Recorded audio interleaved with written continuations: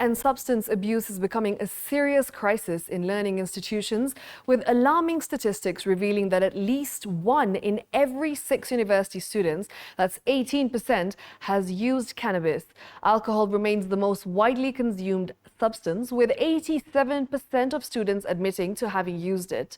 Now, as Paul Kirobi reports, Interior Cabinet Secretary Kipchumba Murkomen has vowed to strengthen police efforts by enhancing their capacity to match that of the Anti-Narcotics Drug Unit to combat the rising threat of drug abuse.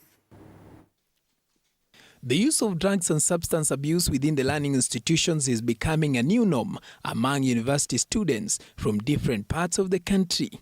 The recent statistics released by NACADA indicating that 87% of students are able to access alcohol, while 64% can access cigarettes, followed by shisha, vape and nicotine pouches. The study reveals that 61.7% of students have smoked cannabis, which has chemicals that are medicinally used for relieving severe pain, such as fractures and inducing euphoria.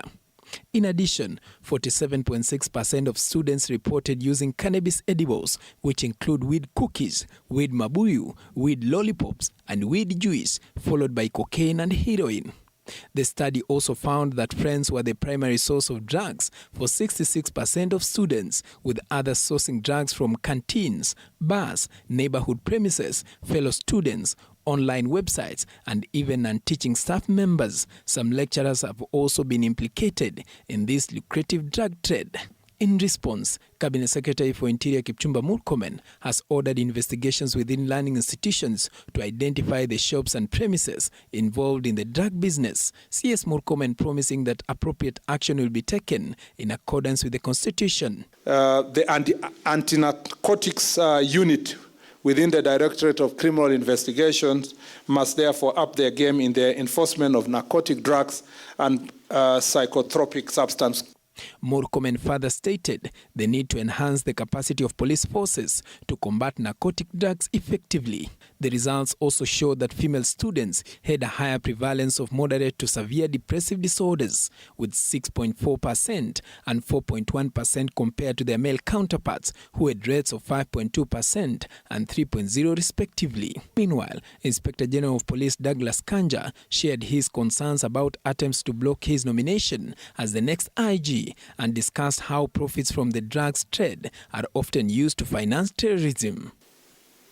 Somebody said that there is a new sheriff in town and we need to pocket him quickly so that we can be able to continue dealing with the drugs, with the bag in particular.